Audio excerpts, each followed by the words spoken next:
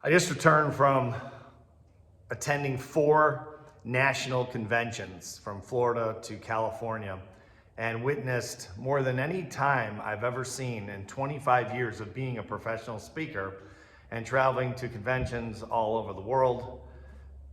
I've never seen so many speakers make the professional speakers' fatal mistake more times in 4 conventions than I have in 25 years. I'm not sure if it was just a fluke or what it was, but the speakers always fatal mistake is what some people call peacocking, showing off, bragging.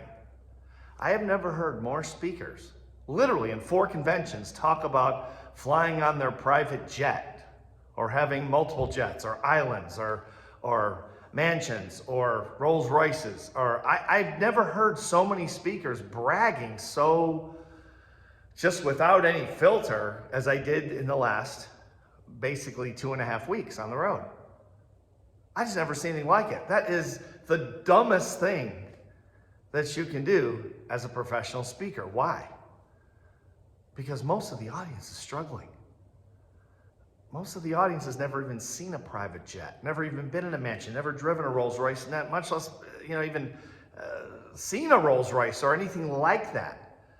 When you do that on stage, you are completely disconnecting from the average person in the audience. Hey, now if you're speaking at Richard Branson's Island and there's a bunch of billionaires there, it's different. But that was not the case in these conventions. Half the people that come to conventions like I just attended, which are effectively entrepreneurial type conventions, they're on a shoestring. They took the bus. They're flying 32B. They're not flying their own jet or in their own jet. What people are doing is, of course, it's all out of one thing, which is which any psychologist will tell you is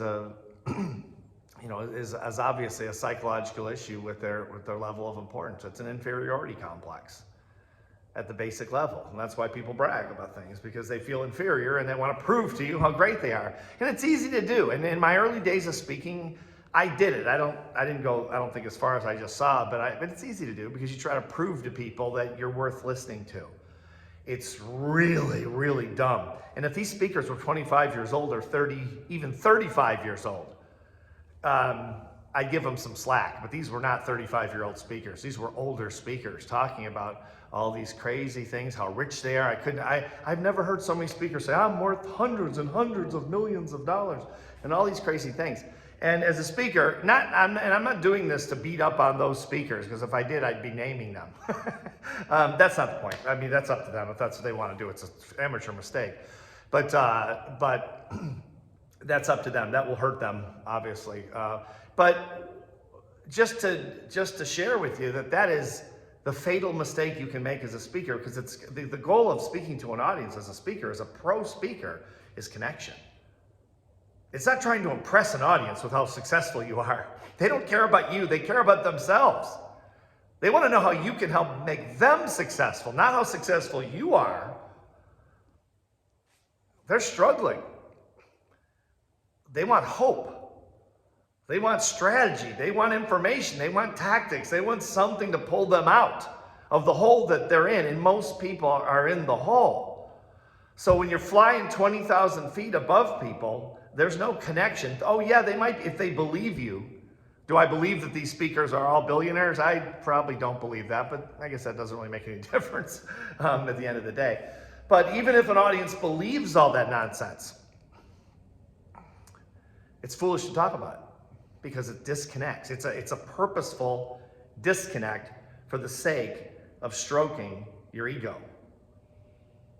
So to wrap this up, avoid the speaker's fatal mistake. Even if you're flying high and you want to talk about it with your rich friends if you're rich. They can relate and they don't care either, but at least you can kind of talk to them and you're not going to disconnect with them. When you're talking to an audience of people, understand 90% of the people in any general audience are struggling to stay afloat. If you've got 1,000 people in a room, I guarantee you 25% of those people are just about to jump off a building. And I'm not kidding.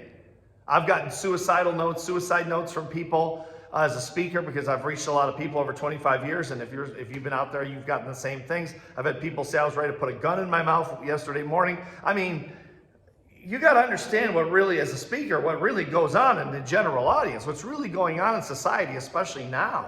We've got to be really, really careful with what we're saying. Hey, if you're flying high, God bless you. I'm glad that you're doing well, and it's fantastic. And if you got a private jet, and you got a mansion, you got a Rolls Royce, and you got red bottom shoes and jewelry and, whatever, a bunch of money, congratulations. I think that's great. Understand most people don't.